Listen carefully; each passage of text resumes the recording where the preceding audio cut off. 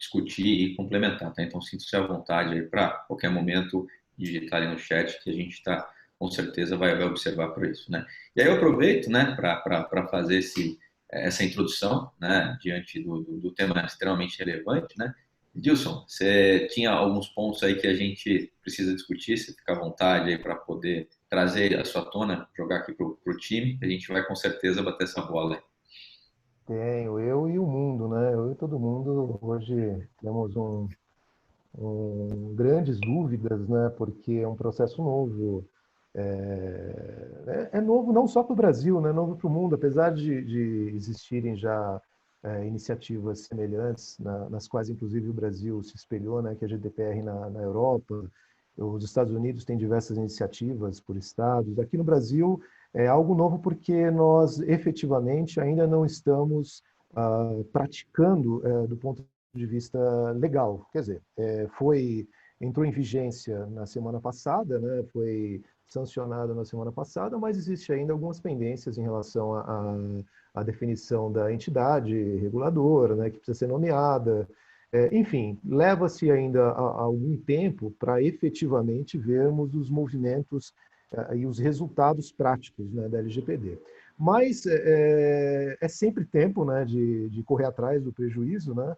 E eu acho que esse é o ponto, né, inclusive dessa nossa conversa, que como profissional de TI, né, a gente é cercado de dúvidas sobre como abordar a LGPD. Então, um dos principais pontos que surgem é a TI é responsável, né, pelos assuntos de LGPD, né? O grande ponto, né? A TI ela não é a única, né? A TI ela é parte muito importante porque as informações hoje, basicamente, né, no mundo digital como é o nosso, a TI ela tem a sua participação fundamental na regulamentação, né, de tecnologias, no ajuste de tecnologias para isso.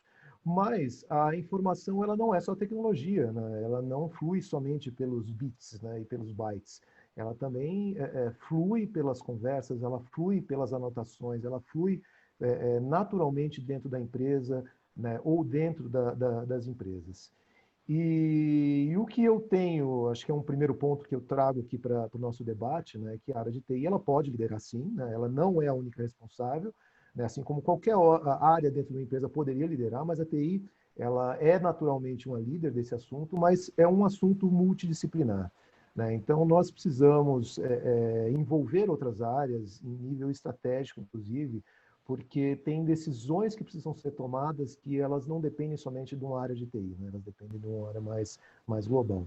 E acredito que uma área bem complexa, né, de lidarmos com a questão de LGPD, a LGPD é a área logística, porque nós estamos falando basicamente em consentimento de uso de informação, né? E esse consentimento na logística, ela surge em uma ponta e você tem toda uma cadeia até de onde a informação flui e ela tem que ficar passando em cada entidade.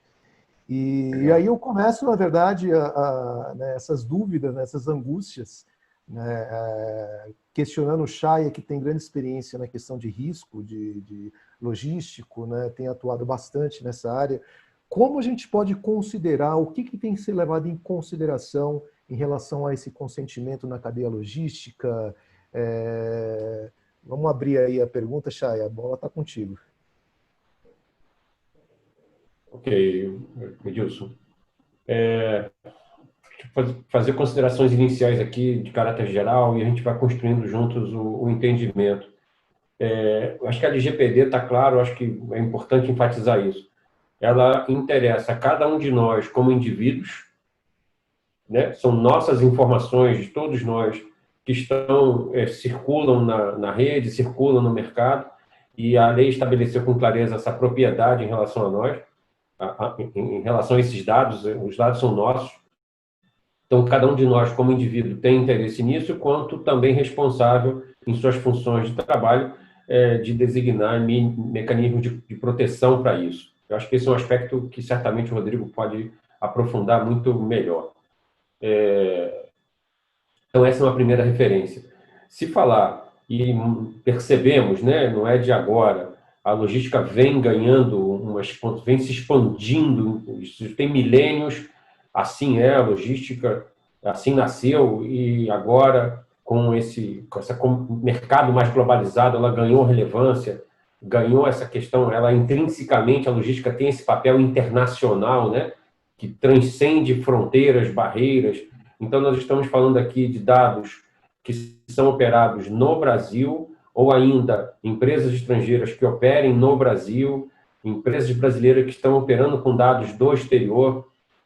Certamente aqui também temos público de logística que também tem operações com a Europa, que já estava obrigado a estabelecer esses controles antes e agora, à luz da legislação local. Então, é um ambiente aí bem complexo para a logística. Não bastasse os riscos físicos, operacionais, empresariais desta atividade que vem ganhando, e aí, nesse período de crise pandêmica, deu um salto. Ela não começou no zero, eu acredito fortemente nesse conceito em que ela não despontou, o comércio eletrônico e essa logística de distribuição não despontou especificamente no período pandêmico, ela já vinha numa pegada importante de expansão de logística para o comércio eletrônico, só tomou uma catapultada diante das óbvias circunstâncias. Então, esse desafio já estava posto de controlar não apenas os pedidos, mas também o acesso às informações. Então, isso ganhou relevância nesse período. Esse é um dos aspectos que, acredito, não voltará ao mesmo patamar anterior.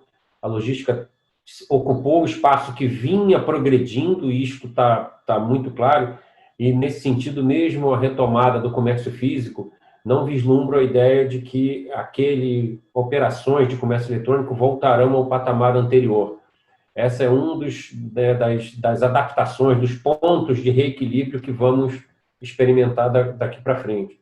Então, se a gente fala desse aspecto intrínseco, né, que a logística historicamente integra, que é a segurança de operações de carga e de produtos, de serviços, né, porque a gente está falando logística numa perspectiva mais estrita, mas dentro de uma corporação você também pode entender o serviço logístico, o fluxo logístico, como desde a concepção até a realização de um serviço. Então, a cada um, segundo sua particularidade, e até não se pode aqui tentar ser específico em todos os detalhes, a gente vai trazer conceitos gerais, mas vai tentar exemplificar segundo cada grande mercado, né? Mas essa conversa tem que ser especializada e com cada um, segundo o interesse, segundo a necessidade, mas trazer essa pegada, né, em que você tem o controle do processo, tanto do ponto de vista de entrega da realização daquele serviço ou do produto, e também de controle de acesso às informações. Então, essa pegada vem bem mais forte agora, Edilson. Legal. Isso é um tema interessante, né? Porque quando a gente fala de logística, é bastante abrangente, né? Não logística no sentido em si da palavra, mas o trânsito também das informações, como você bem contextualizou, né? Então, isso abre aí um leque enorme para a gente poder discutir esse trânsito das informações, obviamente, ligado aí à logística em si. Edilson, você ia comentar, fica à vontade. É justamente isso, né? Porque o Chaya, ele abordou muito bem, né, a questão do fluxo que existe, né, de trocas logísticas e o de informações, né, que é onde a LGPD ela entra de forma mais concisa, né? Porque no web commerce, acho que o exemplo é o mais perfeito possível, né? No web commerce você está autorizando um seller, né, um web commerce nos Estados Unidos ou no Brasil, enfim, em algum lugar, você está fornecendo seus dados, e os seus dados, eles de alguma forma, eles estão trafegando desse vendedor por outras entidades intermediárias, né? Então, as suas informações de endereço, de rua, o que você está comprando, ela está passando por cada uma das entidades, né? Sendo que o ponto final, no caso do web commerce, como o nosso maior exemplo, é você receber a mercadoria. Então, essa é uma dúvida, porque se eu estou no meio do processo, né, eu sou uma empresa de logística em que não estou na ponta, Então, eu recebo essas informações do cliente que vai receber a mercadoria, até onde vão os meus direitos de uso dessas informações. Eu não sei se aí o Rodrigo pode, né, nos ajudar e respondendo isso, né? Como é que funciona? Por que que eu posso coletar? Como é que eu posso usar? E qual é o meu direito de ficar ou não com essa informação? Enfim, Rodrigo, nos ajude. Olá, pessoal. Para o nosso ouvinte aí, é muita informação, né? Eu vou fazer um contexto bem rápido do que vocês acabaram de dizer no começo para responder a sua pergunta, né? Vamos olhar Brasil e vamos olhar lá fora, né? O comércio eletrônico vem junto com a internet na década de 90, a globalização surge aí e a Europa e países norte-americanos já estavam com esse viés na mão. Logicamente, eles são muito atentos com relação à regulação. Então, já na Europa já existia desde 96 as diretivas com relação à privacidade de dados pessoais, ponto, né? Nós aqui discutimos isso há mais de 10 anos no Congresso Nacional e isso nunca saiu do papel. 2018 vem a grande virada, porque a União Europeia decidiu rever as suas diretrizes e diretivas com relação aos grandes players da internet, Facebook, da camada de aplicação, Google, entre outros, para poder ampliar, né, esse perímetro de segurança dos dados pessoais, dos dados titulares. Ok, o Brasil viu isso acontecer, uma grande movimentação aqui, então o Brasil aproveitou essa onda e vamos colocar, então, isso no papel. É quase uma cópia da Lei de Proteção de Dados da União Europeia. Perfeito. Estamos, né? É melhor tê-la do que não ter, né? Então, isso é um ponto interessante. Como é que isso aí funciona dentro de uma cadeia específica, logística, né? Vamos olhar com... Está falhando, né? Eu tive alguns problemas aqui, mas... a governança dos dados. Pois não, Ok? Rodrigo. Tá tudo ok? Perfeito.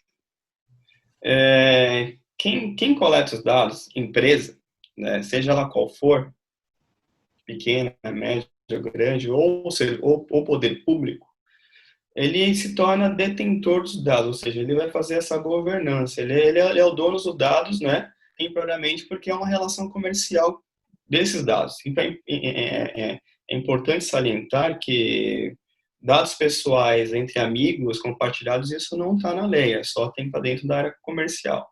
Eu coletei os dados como empresa de logística, eu tenho que perceber, aí é que vem a grande diferencial, né? Eu tenho que entender como funcionam meus processos, né? De cada cliente que tem meu dado, como funciona o meu processo, para eu poder entender se esse dado que eu controlo internamente, também opero, vai estar com um co-controlador ou um operador. E aí a gente pode ver essa diferença no decorrer do nosso debate, porque isso tudo, depois ele é o quê? Traduzido, né, em documentos oficiais que tem que estar em posse da empresa para ela poder apresentar em algum momento de dúvida do titular do dado, alguma requisição do órgão federal da LGPD ou até de uma requisição judicial, né? Acho que, para mim, a primeira parte, para a pessoa entender que, ó, isso é sério, né? Você tem que entender como funciona o seu ecossistema de processos e para eu poder entender como é que esse volume de dados pessoais e esse fluxo funciona, né? Para eu entender até onde eu sou responsável e corresponsável desse dado pessoal, né? Para eu também entender depois. Você disse sobre retenção, é isso, Edilson? Sobre Na verdade, retenção, ele trouxe um elemento interessante, até, desculpa, Edilson, de interromper, mas só contribuindo aí pela fala do Rodrigo, né? Você usou algumas terminologias interessantes, né? De operador, cooperador, responsabilidade, né? E, efetivamente, quando a gente fala do campo logístico, né? O que nós podemos fazer com os dados do consumidor depois da entrega? Qual que é o destino, de fato, a ser dado nessas informações, né? Uma vez que eu sou responsável, existe um corresponsável. Como que a gente trata isso? Então, isso tudo é avaliado junto com riscos, né? Aqui entre a gente. Então, depois dessa avaliação de risco, desse fluxo e volume de dados, eu tenho que classificar isso, né? Classificando isso, entendendo o que é dado Aí vem terminologias que a lei traz que ela vem de uma herança lá de fora, né? Mas tudo bem, ela funciona. Ele é identificado ou ele é identificável, eu tenho que entender o que é isso. Ele é um dado que a lei chama de dado sensível, né? Que envolve questões muito íntimas de cada pessoa. Então, assim, é um trabalho, tem que arregaçar as mangas realmente fazer, é um trabalho é muito sistemático, com muita atenção, né? Porque isso você realmente, como eu disse, tem que traduzir, formalizar isso, e você fazendo o dever de casa, você consegue evitar qualquer tipo de problema no futuro. Perfeito. Cara. Alex, se eu permitir aqui contextualizar, contextualizar à luz da logística, né? O Rodrigo trouxe as questões de dados pessoais, dados sensíveis, né? Em essência, a lei está falando o seguinte: se você pediu autorização para acesso dos dados para uma determinada tarefa, para um determinado processo, ao terminar este processo, os dados deveriam, em tese, serem descartados, porque você foi autorizado apenas para aquele processo. Eu vou tomar aqui a ideia da logística, que tomou os dados pessoais para levar uma mercadoria até o destino, a um indivíduo naquele destino. Ele cumpriu este papel. Então, em tese, esta missão foi encerrada e ele não deveria guardar mais esses dados. Só que tem agora o parágrafo seguinte, né, página 2, que estabelece obrigações fiscais de conservação de informações de nota fiscal pelos 5 anos e algumas obrigações e de muitas outras que são intrínsecas de um processo logístico. Você, né, a entrega daquilo exigirá a guarda de algumas informações para além do término da tarefa. Então, os cuidados na preservação dessas informações, que são obrigatórias pela lei, pelos aspectos tributários, mas que também agora estão sobre uma exigência adicional da LGPD. Então, há alguns aspectos, algumas particularidades que a logística vai viver ainda mais intensamente comparativamente a outros setores. Interessante seu comentário, porque realmente a gente traz um tema que é importante, fundamental, né? A legislação ela antecede aí a legislação de proteção de dados e esses cuidados, essa observância tem que ser feito, né? E aí é onde a gente entra num campo muito mais abrangente do que simplesmente, né, Edilson, você trouxe à tona, quando a gente fala que a LGPD não está ligada somente à TI, né? A adequação ela se restringe de fato a um projeto apenas de TI ou o que mais? Quais são os âmbitos aí, o campo que a gente tem que observar dentro de uma companhia que efetivamente trata dados sensíveis na sua visão, além de tecnologia? Bem, acho que tem um principal ponto da LGPD, não pode esquecer, que é a preservação da privacidade do usuário final, né? Então, esse é o grande objetivo, né? Nós, como pessoas naturais, pessoas físicas, nós somos donos dos nossos dados e nós concedemos o uso para alguém, né, por algum motivo, para que esse alguém preste algum serviço, para que alguém entregue alguma coisa para nós. Então, a lei vem para dar esse direito, né, para nos garantir esse direito. Ou seja, quando nós estamos abrangendo esse direito ao indivíduo, significa que o indivíduo que circula numa empresa, né, ele faz negócios com a empresa, ou ele é um funcionário da empresa, né? Então, ou seja, ele não interage só com a TI, né? Ele interage com todo mundo, ele interage desde a segurança da empresa, né, na portaria, até o comercial, né? O Rodrigo citou essa questão comercial, né? Que na verdade eu só amplio um pouquinho, né? Porque o comercial é a relação, pessoas jurídicas principalmente, né? Onde há um objetivo interlucro, né? Ou seja, você tem desde o RH envolvido nessa questão, né? Pensando no funcionário como dono da informação dele. Você tem as áreas de segurança patrimoniais das empresas, né? Ou seja, a empresa ela controla na entrada quem pode ou quem não pode entrar. Então, ela está anotando dados de pessoas que estão circulando. Você tem a própria área comercial, que ela não pode simplesmente pegar um dado que ela não tinha o consentimento de alguém, né? Ou seja, ela quer vender algo para alguma pessoa, mas ela não tinha consentimento dela para divulgar. né? Então, ou seja, todos estão envolvidos, todos têm um risco inerente à legislação e todos devem participar do processo, né?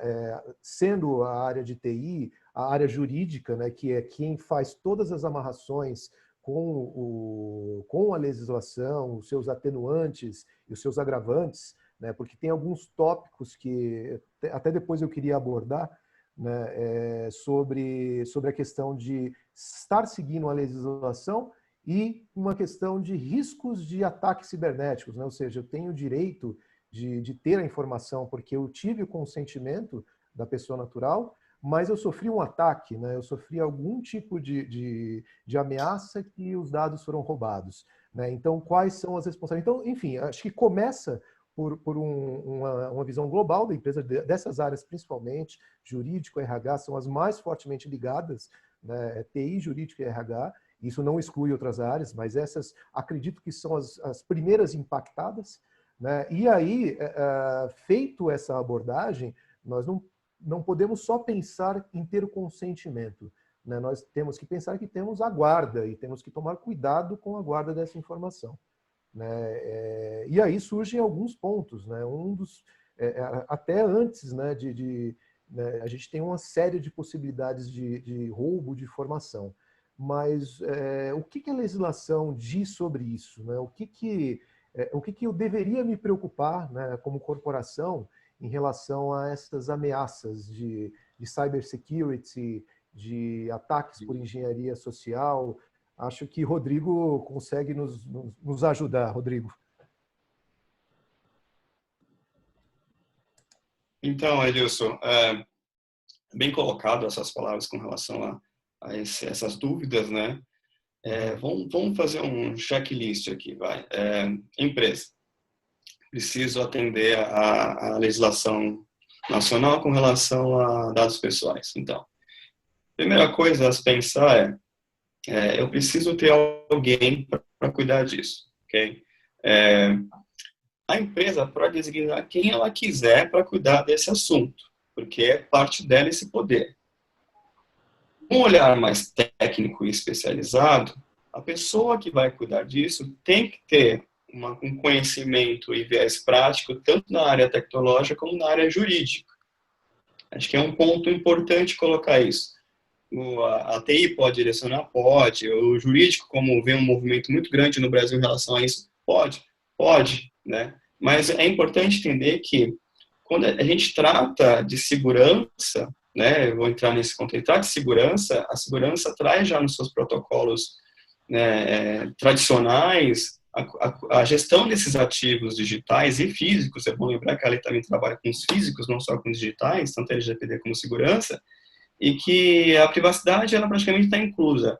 Tratar de privacidade, eu não consigo fazer isso sem segurança. A gente vai indo ao encontro do que você está dizendo com relação a como é que eu tenho que como é que eu me resguardo disso, né? Então é importante para quem está ouvindo, assim, minha empresa tem que criar um departamento de privacidade. Se eu já tenho um departamento de segurança, um departamento de TI, ótimo. Eu tenho que ter um departamento de privacidade. Se eles são uma coisa única, né, ótimo. Então, você tem a pessoa, né, um especialista, segura esse cara aí, porque ele realmente vai te ajudar. Senão, você vai ter que procurar no mercado, e o que a União Europeia nos ensina. É bom sempre ter um consultor, nem que seja por algumas horas ou um tempo, porque o consultor realmente vai te trazer aquela experiência para tomar decisões que são importantes. O que a lei diz com relação à segurança? A segurança da informação no Brasil é um assunto que não é levado muito a sério por pequenas e médias empresas. Algumas grandes, por serem nacionais, multinacionais ou internacionais, acabam trazendo isso para dentro do seu DNA. Segurança da informação tem um capítulo só dentro da lei.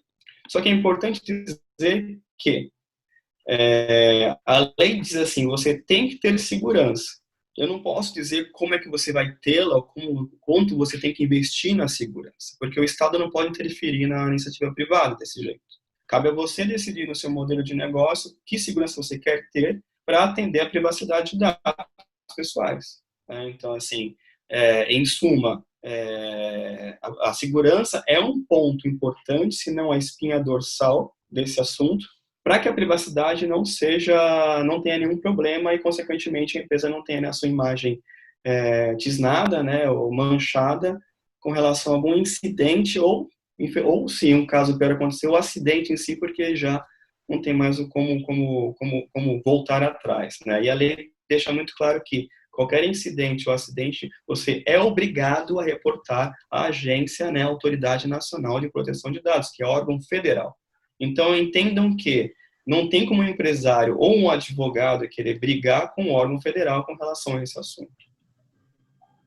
Perfeito. Você trouxe alguns itens relevantes aqui que até eu vou passar aí pro Shaya, né? Falando de risco, né? Que aí a gente fala da segurança, da conformidade, a gente fala de tecnologia auxiliando, contribuindo, a gente fala do campo jurídico, das soluções e mecanismos diversos existentes. E aí, Shaya, quando a gente fala e junta tudo isso, a gente obviamente tem um risco por trás, que é o cerne aí da questão, né? E você acredita que isso está diretamente ligado, principalmente nos dias de hoje, aí, com a LGPD em vigor, a continuidade dos negócios, ela depende diretamente desses dados e informações?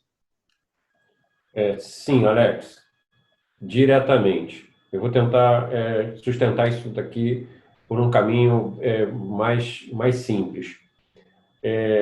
À medida que o Rodrigo trouxe a questão, eu me lembrava, e o Edilson provocou inicialmente, eu me lembrava daquele grupo que cada vez... E aí eu estou tentando endereçar a discussão para os diferentes tamanhos de empresas, né? Então, por isso eu vou tomar alguns cuidados aqui.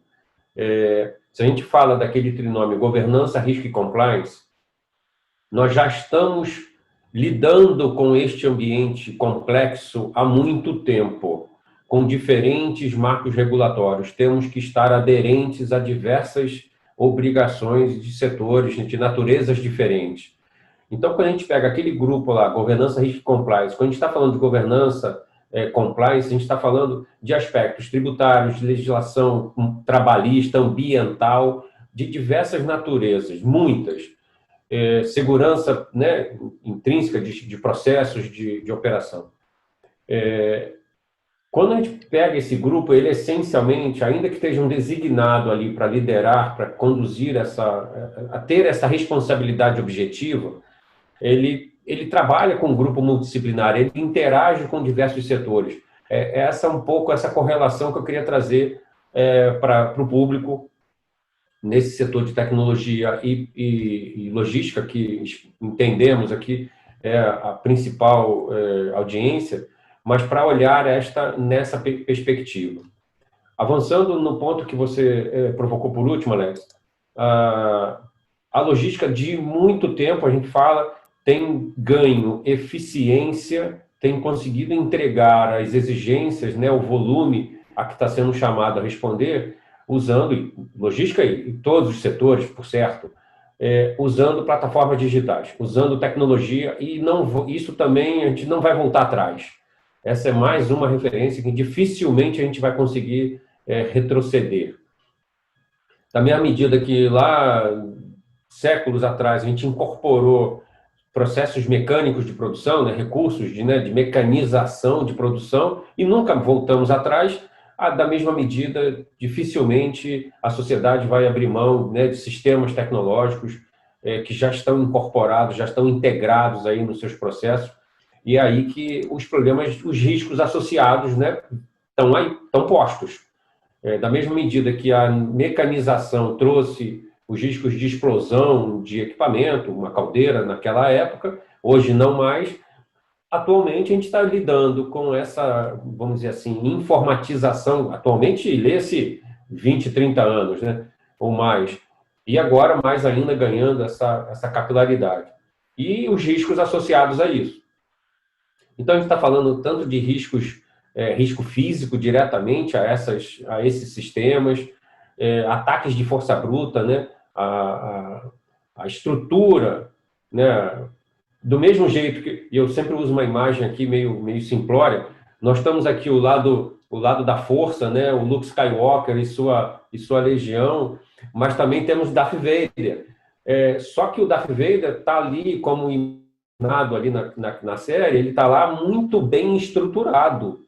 Ele não é uma coisa simplória, ele está ali com um propósito e uma estrutura muito forte. Então, na mesma medida, estão os ataques cibernéticos, com uma estrutura de inteligência, de força, de recursos, de tecnologia, de know-how muito bem arrumado para isso, pelo que cada vez mais nos exige a correspondente proteção. Então, as técnicas de invasão são diversas, Alex, em termos de vista de ataque cibernético, e dos riscos correspondentes, não é isso que eu quero dizer. Eu não sou especialista de TI como vocês, mas eu olho isso à luz do risco, né? Então, se a gente fala ataque de força bruta, em que ele vai martelando, vai tentando várias medidas até romper ali e alcançar o propósito, ainda que não como especialista de tecnologia, mas me vejo na obrigação de aprofundar isso com especializações em riscos cibernéticos, né? Então, tenho feito certificações e qualificações voltadas nesse sentido, exatamente para poder correlacionar o risco e, como a gente trabalha com vocês, né, nesses projetos, poder endereçar aquilo que precisa estar protegido do ponto de vista tecnológico, né? Quais são as medidas tecnológicas que vão endereçar os níveis de proteção correspondentes. Então, seja ataques de força bruta, erro de configurações, a gente está falando cada vez mais de uso de cloud, e a logística tem lançado mão desses recursos. Então, a configuração correta de sistemas de nuvem tem representado um importante um esforço, né? Uma questão importante ali, fragilidades de sistemas, né? Então, você traz para dentro de casa um TMS, um WMS, e isto tem intrinsecamente ali uma vulnerabilidade, e você se expõe a partir desses sistemas, né, que você integrou na logística. A engenharia social, então, isso tem sido de monte, né? Ataque de phishing, e com a maior verossimilhança que você possa imaginar. Então, a gente estimula aqui a cada empresa, a cada setor, a fazer esses testes. Envie de maneira organizada, estruturada, mande um e-mail ao seu público e veja quem aciona aquilo que não deveria, né? Mande um e-mail interno estruturado com TI, com todos os cuidados de compliance que isso exige, com RH, com jurídico, com TI, mas disparar um e-mail interno para ver quantas pessoas acionam cliques que não deveriam, né? E aí, por favor, não estamos falando aqui de uma atitude policialesca, né? Estamos falando de construção de cultura, estamos falando de conscientização, de educação, de comunicação, de preparação desse público para não ser pego exatamente numa situação real. Da mesma medida que fazemos simulação de abandono, simulações de disaster recovery, coisas nesse sentido. Então, essa sugestão tem muito mais o papel educativo do que de policialesco, de ficar aqui caçando quem aciona, quem acessa meio de phishing, por favor. Outro aspecto que a logística vem trabalhando fortemente, Alex, é a história do IoT. É outra tecnologia que está se integrando fortemente a sites, né, worksites, e também a operações de trânsito. Então, falar de DDoS, né, aquelas invasões, ataque massivo, né, para derrubar um serviço. E aí você imagina uma quantidade de sensores instalados dentro de um worksite, dentro de um CD, dentro de uma operação logística, qual seja, e isso está derrubado por um esforço de DDoS. Então, e não é novidade a ideia de que os ataques não estão mais limitados àquelas grandes instituições financeiras. Não é apenas banco, não é só cartão de crédito, isso continua acontecendo de maneira intensa, mas também temos inúmeros casos no mundo e no Brasil de operações logísticas que foram derrubadas com ataque cibernético. Então, se você, Dilson, como você provocou, correlaciona esta exposição a risco de um lado com as consequências do vazamento e as obrigações, né, as penalidades previstas na LGPD, você vê que a situação ficou muito mais complexa e que precisa de algum grau de proteção importante. E aí, pegando esse gancho, efetivamente, né, Chaya, você falou em privacidade, em proteção, você falou em dispositivos aí conectados, a gente sabe que todo o ecossistema, hoje se fala, falou-se muito, né, durante indústria 4.0, agora já estamos entrando aí conceitos de 5.0, então os ecossistemas estão cada vez mais conectados, então falar em privacidade e proteção, não só relacionado ao LGPD, sempre foi importante e continuar sendo, né? Outro elemento que você trouxe bastante interessante, que talvez o Rodrigo possa fazer um breve comentário antes da gente passar a palavra lá para o Edilson, é na questão da engenharia social, né? Porque por mais que eu crie um organismo, uma espinha dorsal de segurança, um conceito, uma estrutura, uma estratégia, tenho ferramentas, soluções e pessoas para que possa orquestrar isso, eu ainda tenho um elemento que é a engenharia social, né? Que como é que a gente pode tratar isso, Rodrigo, na sua visão aí jurídica, né? Porque eu tenho tudo em conformidade, mas o elemento engenharia social ainda fica algo incipiente, né? Sim, jurídica e tecnológica, né? O empresário tem que ter, ele tem essa percepção, mas parece que ele ainda não, ou quem está cuidando disso não entendeu no seu DNA, né? Eu tenho um fluxo de informação na minha empresa, que é um ativo rico, né? Eu preciso entender que ela tem que estar íntegra, ela tem que ser confiável e tem que estar disponível. Para manter isso, se eu uso qualquer tipo de tecnologia, seja nuvem ou seja servidores locais, eu tenho que primeiramente descrever a minha política de segurança. Como é que isso vai funcionar?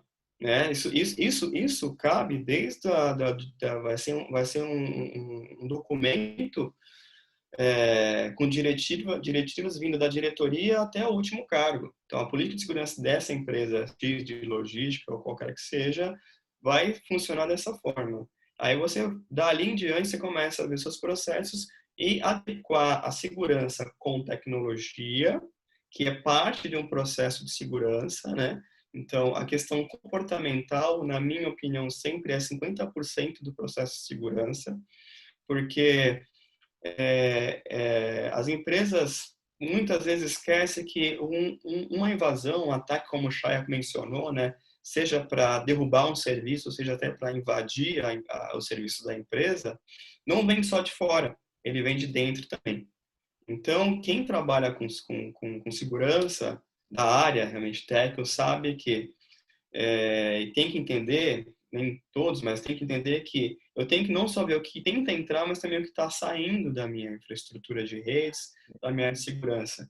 E a parte comportamental é uma das mais tem indicadores altíssimos com relação a falhas internas, né, de pessoas que usam o mesmo dispositivo eletrônico, que trocam senhas, que o seu comportamento às vezes particular de casa acaba entrando no cenário da empresa, né? E ele acaba atuando como se fosse dentro de casa algumas atividades empresariais. Isso acaba causando um estrago e prejudicando a empresa como um todo. É extremamente importante seu comentário, porque a gente pensa na engenharia social apenas vindo de fora, mas muitas vezes a gente tem pessoas dentro da própria corporação que não estão aí alinhadas aí com a filosofia, a metodologia, a proteção, e é fundamental que esse treinamento, essa orientação, inclusive até o que o Chaya comentou, né, essas tentativas internas para ver se a conformidade interna e todos estão engajados e de fato entenderam qual que é o recado, né, para que a proteção ela permeie por todos os âmbitos. Então, de fato, é bem importante esse seu comentário. E aí, Edilson, quando a gente fala em segurança, então, de dados pessoais, a gente já falou de alguns comentários, diversas formas, né? Existe um conceito aí no mercado também que a gente tem ouvido bastante, né? Você pode comentar um pouco, que é a tal da pseudo-anonimização, né? Eu posso utilizar isso de forma estratégica? Isso é correto para que a gente possa discutir aqui com o pessoal?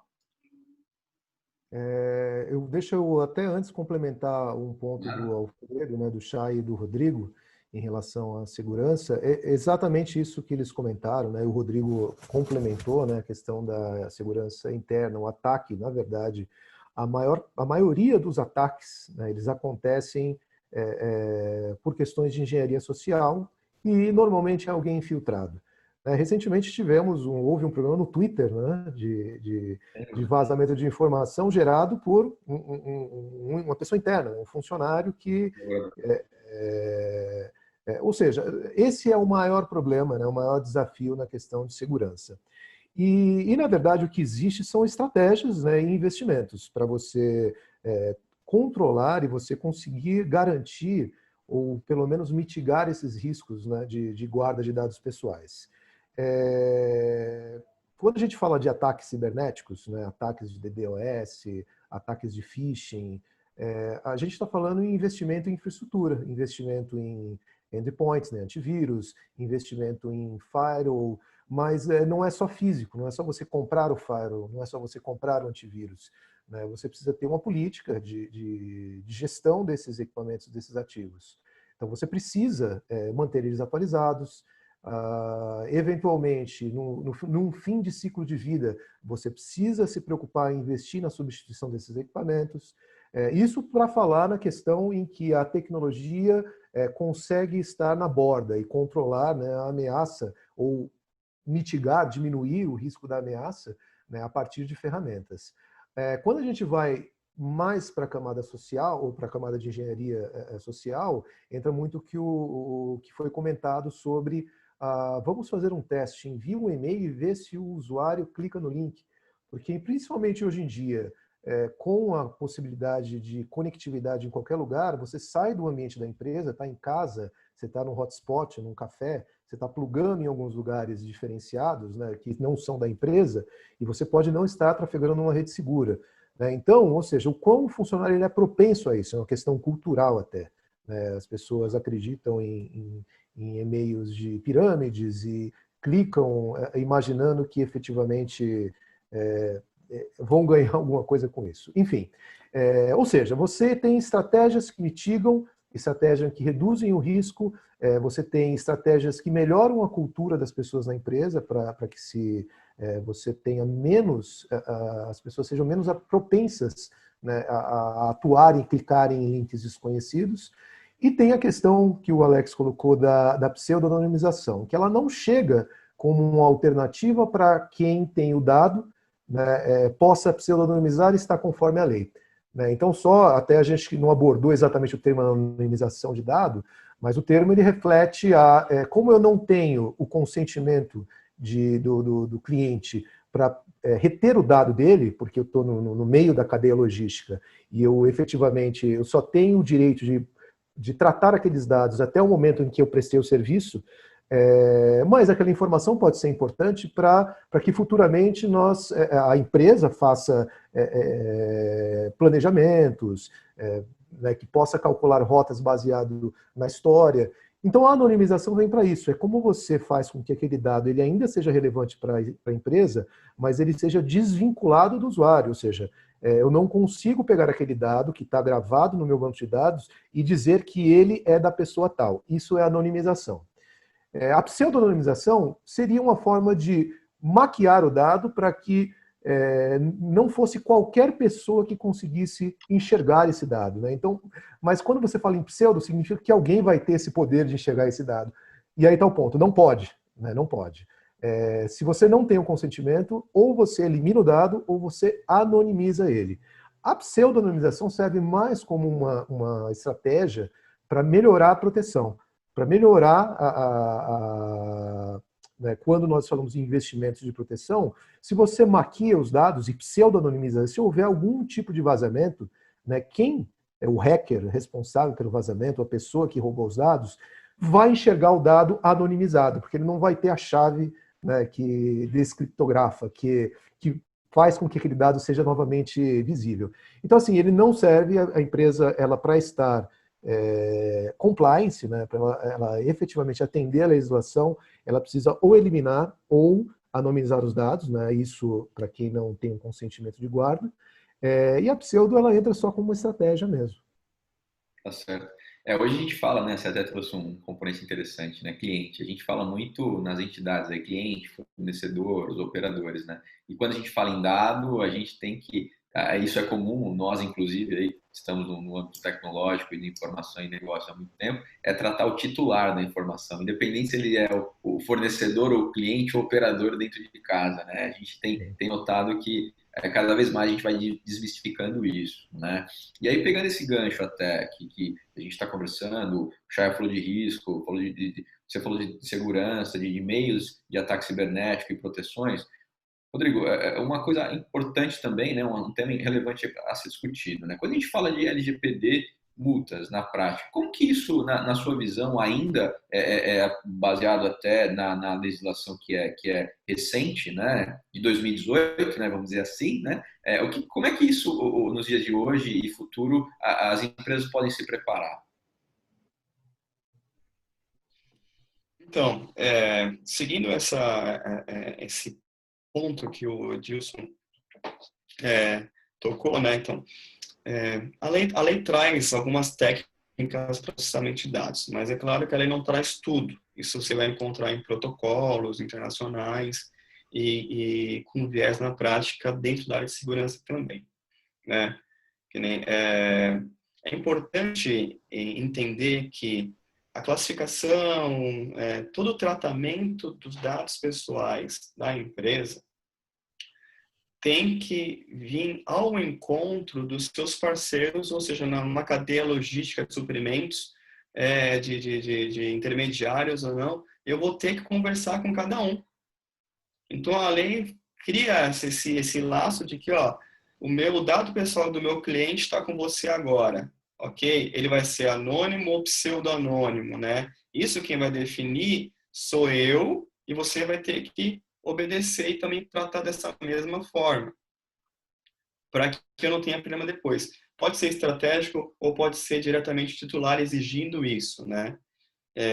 Então, todo um conjunto de checklists de riscos que você vai ter que pontuar um a um e entender como cada dado pessoal está dentro da área de segurança e gerido pela empresa, essa governança toda, mas eu tenho que realmente entender esse fluxo para eu poder aplicar qualquer tipo de técnica. E não vai ser uma técnica para todo mundo sempre, né? Vai ser uma técnica ou outra.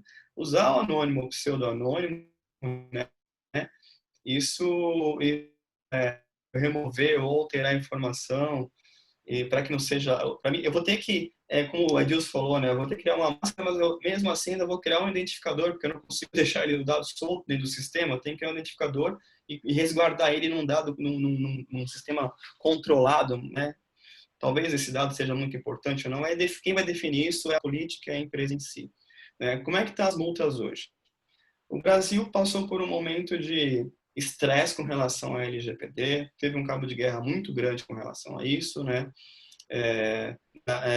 A lei ia entrar em 2018, aí o governo federal atual percebeu que as empresas não estavam preparadas, então ele deu mais um ano para as empresas se prepararem, só que isso não aconteceu e a partir daí se tornou um cabo de guerra um pouco que político, para a LGPD ou não entrar, e com o caso da Covid-19, isso acabou também servindo de desculpa para a lei não entrar em vigor por questões econômicas. Ok, só que nesse cabo de guerra legislativo com relação à LGPD, a LGPD para entrar em vigor, né, ela acabou entrando em vigor recentemente, né, dia 18 com a sanção presidencial, só que um projeto de lei paralelo acabou colocando as sanções administrativas, ok? As sanções são administrativas, né, com relação ao LGPD, que vai desde a advertência a multas, né, para a empresa de até 50 milhões de reais, dependendo do porte dela, ou 2% do faturamento anual. Tirou as sanções a partir do dia 19, agora, até o ano que vem. Não tem sanções administrativas. O que significa isso? Então, eu nem preciso me preocupar ainda com a LGPD, eu posso continuar tocando a minha empresa, e se acontecer alguma coisa eu não vou ser penalizado. Errado, ok? Porque a sanção é administrativa da LGPD na multa. Isso não quer dizer que se você acontecer alguma coisa e o seu cliente ou a pessoa que sofreu esse problema não entre na esfera judicial. Como recentemente tem uma grande empresa, um grande player, que está sofrendo uma ação civil pública em cima disso, com base na LGPD. Então, a empresa tem que perceber que a LGPD é uma autoridade fiscalizadora desse assunto, só que quem sofreu o dano ainda pode recorrer no judiciário, porque é assim que funciona o nosso ordenamento jurídico, né? Então, para não ter problema, é melhor fazer o dever de casa. É melhor procurar especialista, é melhor ter uma consultoria, é melhor você fazer o que cabe dentro do seu orçamento e dentro do seu negócio. Bacana. Rodrigo, E aí, o falando próprio ainda aí, PROCON, até para poder trazer um elemento, falando em multa, falando em punição ainda, Chay, só me permita finalizar, até porque nós temos uma pergunta aqui. Quando nós comparamos entidades privadas e públicas, né, no que tange aí a legislação de privacidade de dados e também as punições, como é que isso hoje pode ser interpretado, Rodrigo? Então, vejam bem, setor privado é diferente do setor público, né? A própria lei já traz que os dados, dados pessoais na esfera pública são tratados pelo poder público, tanto que já é de praxe eles terem prazos em dobro, ok?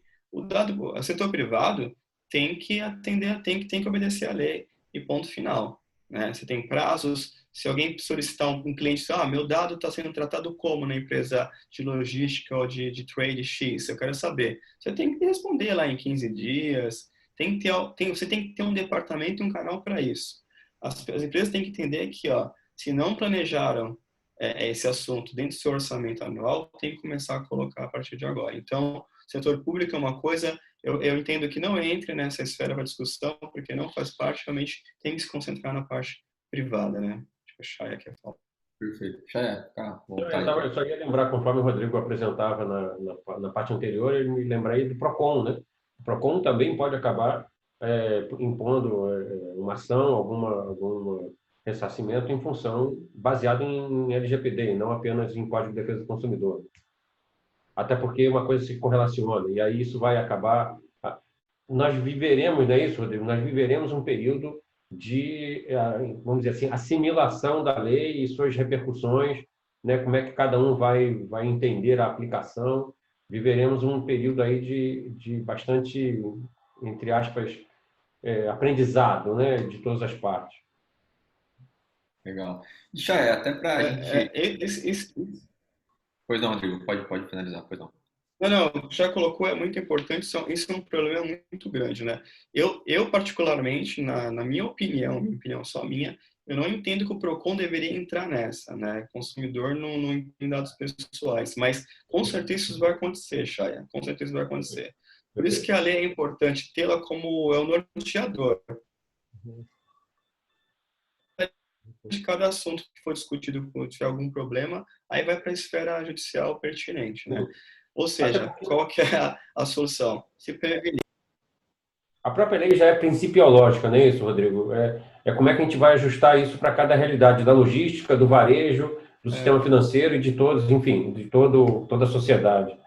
Eu só compartilho um pouco da pergunta também, Alex. Perdoe, Rodrigo, o nosso público hoje é o privado e eu não quero desviar, mas eu compartilho sim dessa inquietação que veio com a pergunta.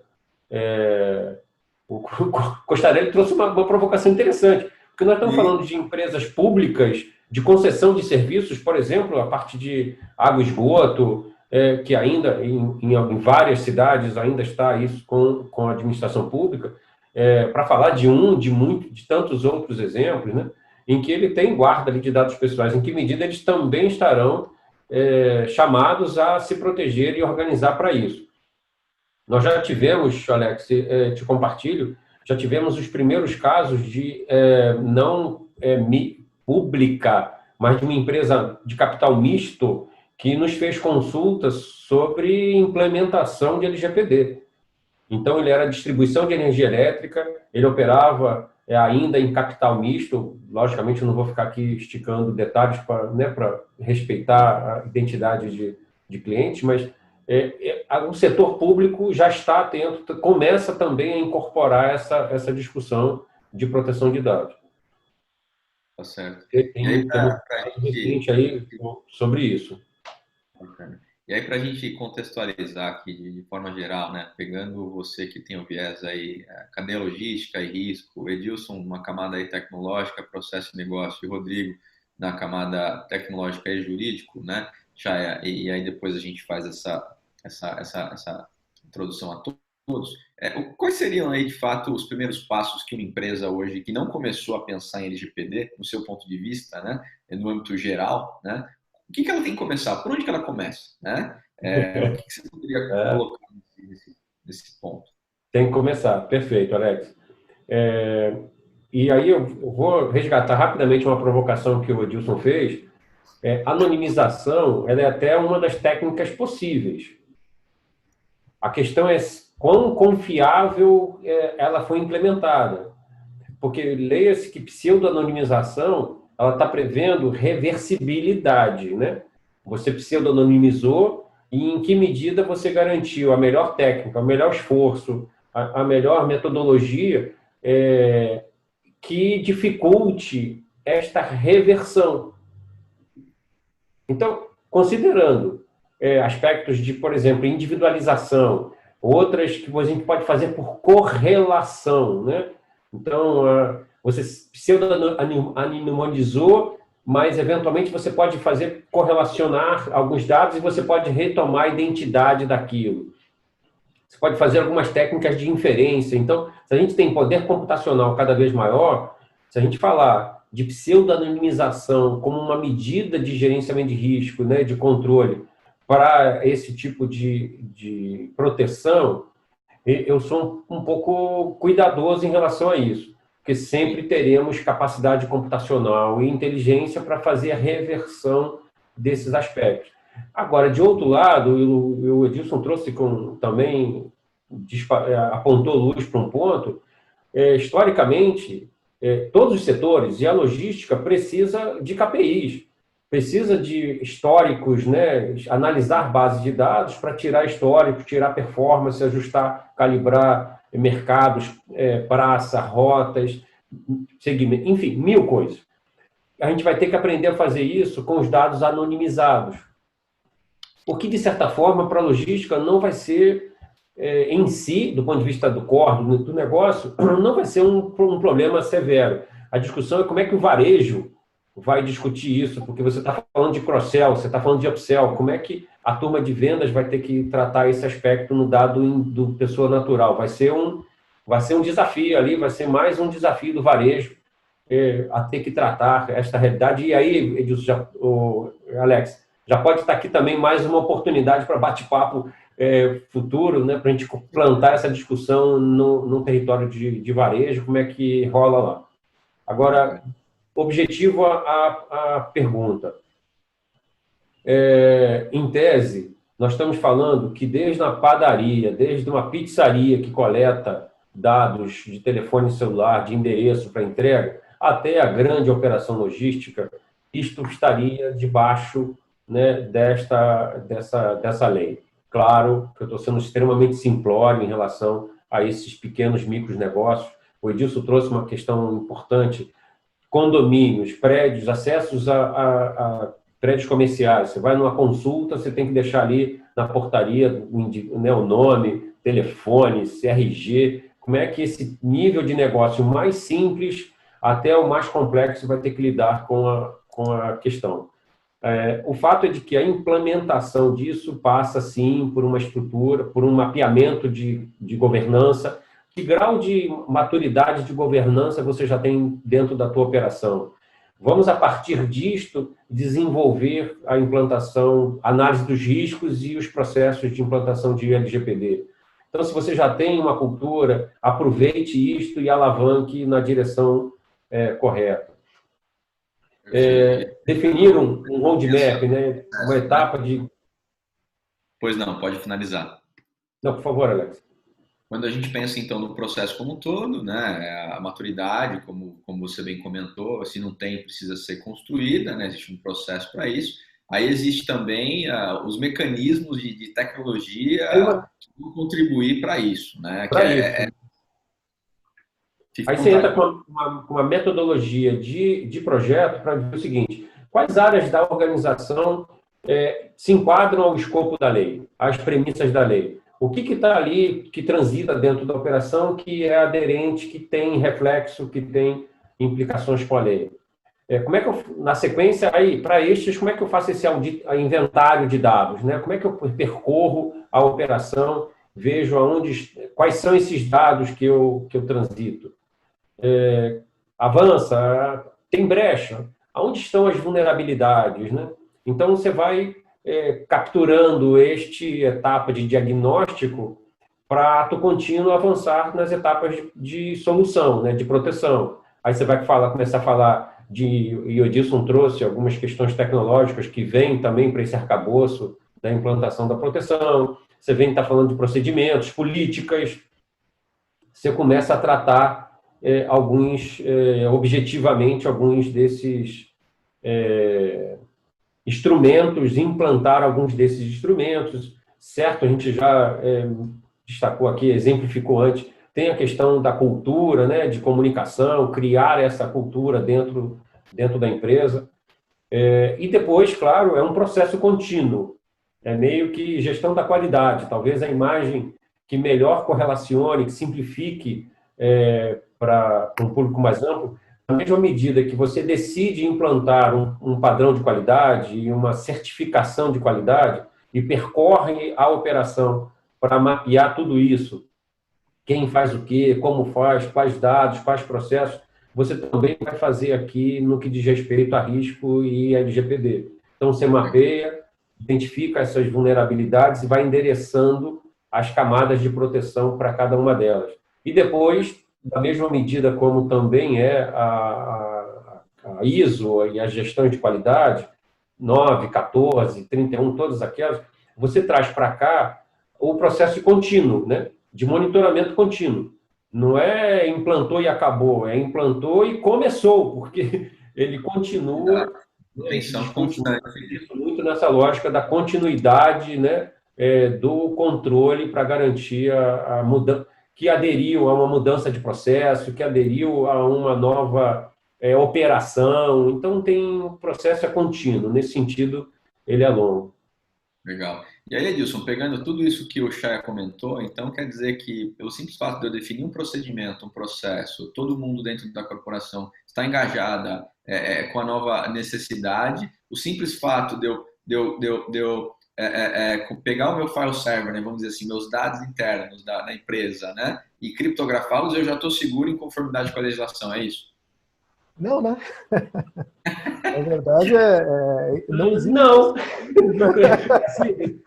Não. Uma ação simples, né? Porque eu acho que esse é a grande complexidade desse debate, né? Você não está tratando de um sistema, né? Você não está tratando do seu Excel, você está tratando de um mundo de informações com uma população que é governada, né? Ou seja, você está falando, quando a gente fala em governança, né, não é mais nem gestão, né, é algo acima, né, de gestão. Então, você está... controlar isso, né, requer ações... o Chaya citou bem, né, acho que a primeira ação é ter um roadmap de implantação. Né, você tentar desenhar uma estratégia e sabendo já que vai ter investimento de tempo, vai ter investimento de dinheiro, né, porque você, só do ponto de vista de sistemas, a anonimização por si só já precisa de investimento em equipes de TI para, primeiro, reconhecer os bancos de dados que existem, aliás, vem até antes, né, um processo bem feito, vai ser feito um assessment antes até, né, onde vão se identificar onde estão essas informações sensíveis, né, e pessoais, e aquelas que estão hospedadas em bancos de dados, né, elas têm um tipo de ação que é um processo de anonimização ou de expurgo. Aí a criptografia, né, volta até uma questão anterior que você tinha me feito, ela não garante você dentro compliance com a LGPD. Ela ajuda você a mitigar uma falha de segurança, né, onde num roubo de informações a criptografia vai dificultar, né, por quem fez o roubo ler as informações, mas a informação foi roubada. Se ele conseguiu ler a informação, você, né, a empresa ela está fora, ela vai ser... E a grande questão é, a empresa tem ou não tem um consentimento? Né? Se ela tem um consentimento, ela tem o direito, né, de ter a guarda, né, e fazer algum tipo de tratamento conforme o que ela especifica. Se ela não tem, ela não pode ter com ela. não adianta você colocar isso em 7 camadas de proteção, porque ela não deveria ter aquela informação com ela, né? Então, e esse é um ponto, porque se a empresa está fazendo isso, ela está omitindo algo, né? E isso o Rodrigo ele citou já no momento, né? Tudo que acontece no âmbito digital, ameaça, ela tem que reportar, né? Então, como é que ela vai reportar uma invasão, sendo que ela não tinha o direito de ter aquelas informações? Então, ou seja, a resposta objetiva à sua pergunta é não, né?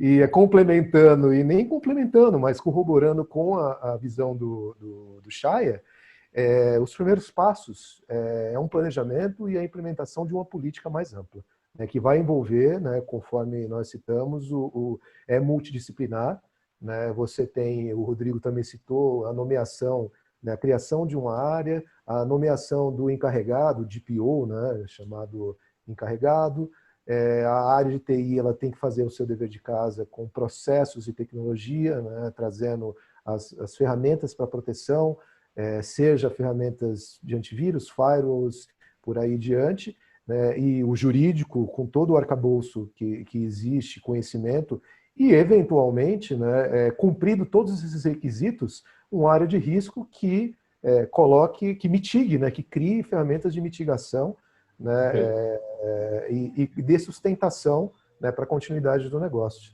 Legal, Eu bacana. acho que uma contribuição aqui nessa pegada de riscos, quando você olha da porta para dentro, as empresas já têm histórico, já têm know-how, já têm uma cultura de controle, níveis de controle de acesso à informação.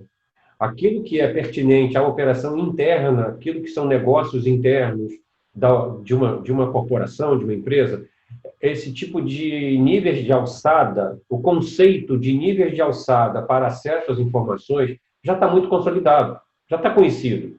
Eu quero tomar exatamente esta lógica para corresponder, para fazer a correspondência daquilo que são informações da porta para fora. Se ele captura informações de clientes, de pessoas naturais, dados, ele também tem que trazer para dentro de casa esse mesmo nível de controle, essa mesma cuidado sobre quem acessa o quê. Então, nesse roadmap, a gente falou, e aqui também não temos tempo para aprofundar, mas certamente ficamos à disposição do André, que trouxe a questão, e quem mais, de que você definir políticas de alçada, criptografia, gerenciar nível de proteção que envolvem as questões de TI. Então, as questões de controle de acesso, né? Quem é que tem acesso a tal informação? Enfim, este roadmap que acaba sendo estabelecido. Sim. De novo, não dá para a gente responder tudo, para tratar, né, profundamente cada um deles aqui. Mas eu estou me lembrando aqui, aquela história do coelho, como é que é, do Pequeno Príncipe, né? Se você não sabe para onde vai, qualquer caminho serve, né? Então, Sim. ter me perdoe mais uma vez, uma imagem tão simplória, mas se você não tem um roadmap, se você não tem esse mapeado, não tem esse entendimento sobre aonde está a tua exposição, você não vai ter a assertividade para estabelecer o nível de proteção correto. Perfeito. E aí, Rodrigo, a gente acabou, eles trouxeram um elemento aqui, né, o DPO, né, o Chay comentou, o Edilson comentou também. Então, até trazendo a sua experiência aí para compartilhar conosco, né? Então, baseado em tudo isso, né, existe uma exigência de ter um DPO, né? E hoje qualquer um pode ser um DPO, é isso. Eu posso me tornar um DPO, o Edilson, você, qualquer um hoje em dia pode ser de fato um DPO e orquestrar tudo isso que a gente está comentando, né? Não pode, né? Realmente não pode. O Brasil é fantástico, né? Acho que eu fico deslumbrado que a cada dia que passa no LinkedIn sempre tem alguém postando um certificado de privacidade ou segurança que fez em 3 dias. Bem, né?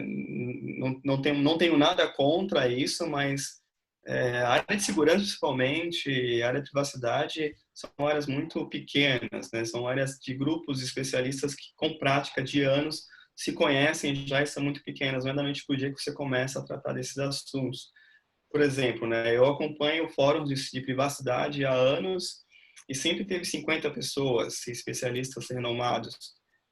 Depois que a lei no Brasil surgiu, o último fórum em 2019 tinha mais de 100 pessoas lá dentro, né? Assim, então nem todo mundo pode ser um Data Protection Officer, né? Que é um termo em inglês da União Europeia, e no Brasil nós chamamos de encarregado de dados, né? Esse cara faz a gestão disso, né? Esse cara tem que ser uma pessoa resiliente, mente aberta, tem que ser diplômatica, tem que entender de tecnologia, tem que entender de segurança e não nessa parte superficial, tem que entender de privacidade, de como faz isso, né? E não tem um roteiro, uma receita de bolo, tem umas diretrizes, mas tem que entender de processos. Processos é um ponto muito importante, porque quando você chega numa empresa, experiência, tá bom, a gente precisa fazer uma política de segurança, uma política de privacidade, eu preciso entender os seus processos. Você percebe que gestores, as pessoas não entendem o seu processo em si completamente para classificar e identificar certos pontos de vulnerabilidade ou até os dados pessoais, assim.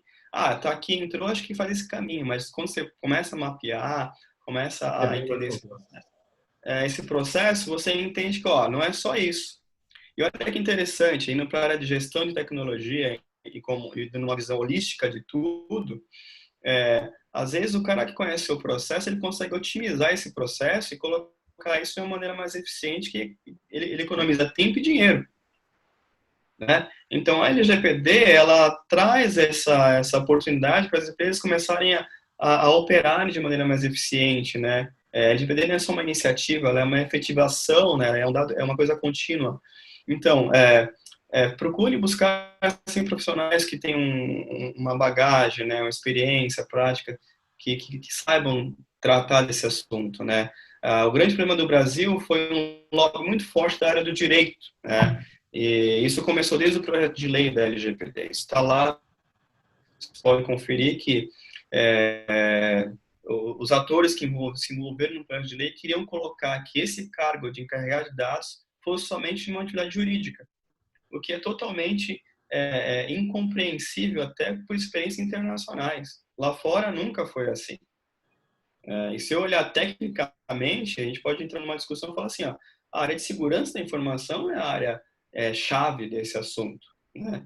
Mas logicamente que não é só ela, vamos dizer assim, na parcela como um todo, ela entra como um grande filão, aí vem o risco, vem compliance também é uma área muito puxada pela administração e jurídico também quis trazer muitos de compliance. Só que quando a gente fala de LGPD privacidade, eu tenho que entender compliance de maneira holística. Eu tenho a compliance do começo ao final. Todos os departamentos, como vocês colocaram aqui, RH, marketing principalmente, entre outros, todo mundo entra no cenário, né? Então, tudo que vocês falaram até agora é muito pertinente, né? E importante aqui. O jurídico entra, né? Ele não, como foi colocado no Brasil um lobby muito forte, como a maioria dos DPOs que o Brasil, associações nacionais colocaram, são advogados, né? Nem necessariamente, porque não adianta eu contratar um advogado para ser gestor de encarregado, sendo que eu vou ter que arcar com um custo com outras áreas especialistas. Tem que realmente sopesar isso, pensar direitinho, trazer, de repente tem empresas que já trabalham em conjunto com isso aqui, traz o melhor benefício, né, para o seu próprio negócio, para o negócio da empresa. Mas essa questão do DPO, né, é engraçado que precisa realmente tomar muito cuidado com isso. Eu acho que com o tempo, né, como o Chaya falou, com o tempo que as empresas vão começar a perceber e o mercado vai diferenciar quem são as pessoas que têm a melhor prática, a melhor competência para lidar com isso e poder ajudar as empresas, né, a tomar a dar seguimento no seu negócio com a adequação da lei. Excelente, ou seja, buscar os profissionais adequados dentro da sua área de abrangência, conhecimento e especialidade, porque a gente sabe que é o melhor caminho sempre para qualquer negócio. Né? Chay, por favor, pode finalizar. A gente pedir licença para fazer a correção. Eu acabei fazendo, no fluxo da minha fala, acabei fazendo uma citação errada. Nós estamos lembrando da Alice, né? Era Alice e o Coelho. Sim. Acabei embolando ali. Maravilha. Vamos escolher o caminho certo, né? Porque senão a gente acaba no buraco. Quem tem filho pequeno sabe. Literalmente. Então, a benefício, né, do direito, mas enfim, a parte disso, mas eu estava me lembrando também em relação à pergunta do André, o que me veio a lembrança também, que pode ser uma ferramenta, é só um recurso, não é o objetivo em si, é mais um recurso que pode ser utilizado, é design thinking, né? Então, o Rodrigo traz, não é de um único setor, é do processo inteiro, é da empresa e todos os seus processos. Então, talvez aproveitar também essas ferramentas, essas metodologias, e como você vê, é multidisciplinar, né? A gente está falando de multidisciplinar e também usa várias metodologias para compor essa visão do todo.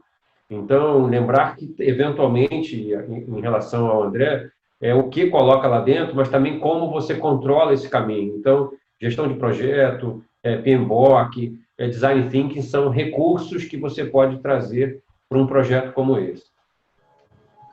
Só fazer um adendo aqui rápido. A lei é muito específica em dizer que qualquer documento criado com relação à proteção de dados pessoais é escrito e produzido de maneira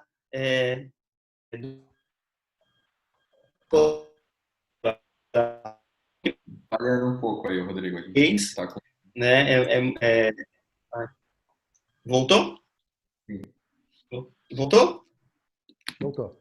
Voltou. Então, né, é o que eu estava dizendo, né? Tem que tomar muito cuidado com a lei é muito clara com relação ao que ela traz para a empresa se posicionar e passar essas informações para o titular de dados, né?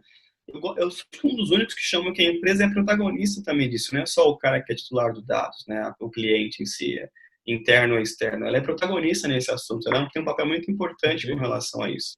Só que a política escrita, né, os documentos escritos têm que ser uma linguagem formalizada, mais acessível, não linguajar não muito técnico, nem muito jurídico, nem muito técnico, tecnológico. E eu tenho tido contato, né, com alguns clientes, experiências que eu percebo que quando eles vêm quase prontos numa adequação inicial que não deu certo, né, aí a gente faz uma auditoria, vê a parte de segurança e privacidade, parece que alguém fez o texto, ou foi muito do lado jurídico, ou acabou fazendo uma mistura, e até ocorre casos de usarem software que fazem documentos de privacidade ou outros automáticos. Então, isso aí já é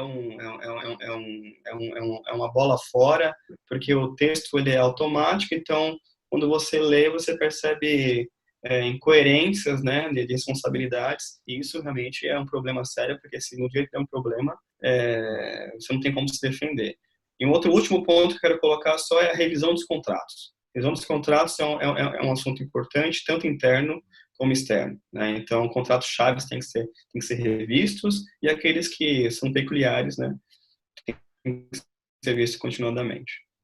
Excelente.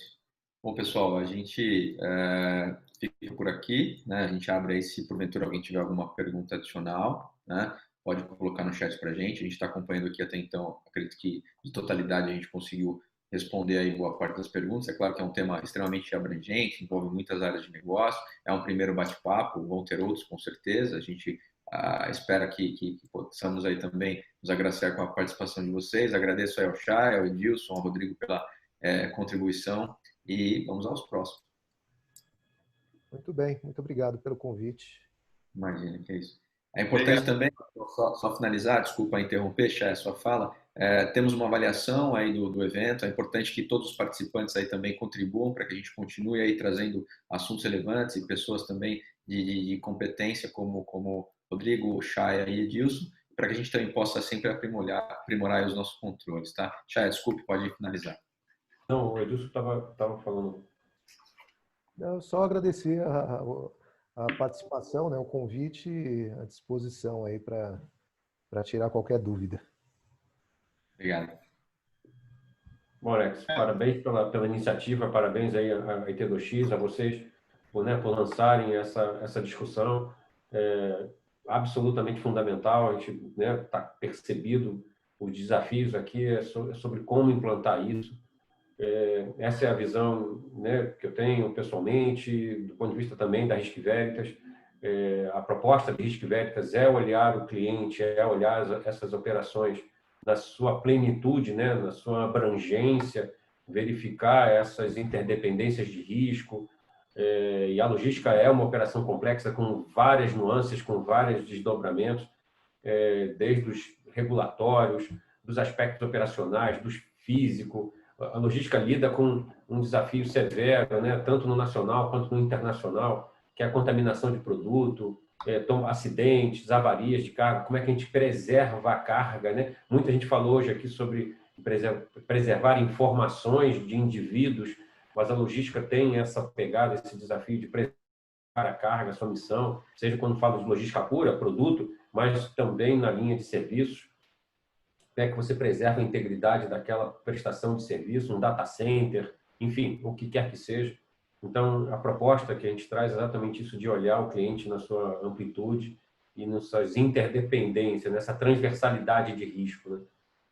Perfeito. Então, Obrigado. parabéns pela iniciativa, obrigado pelo convite. A gente agradece a sua participação.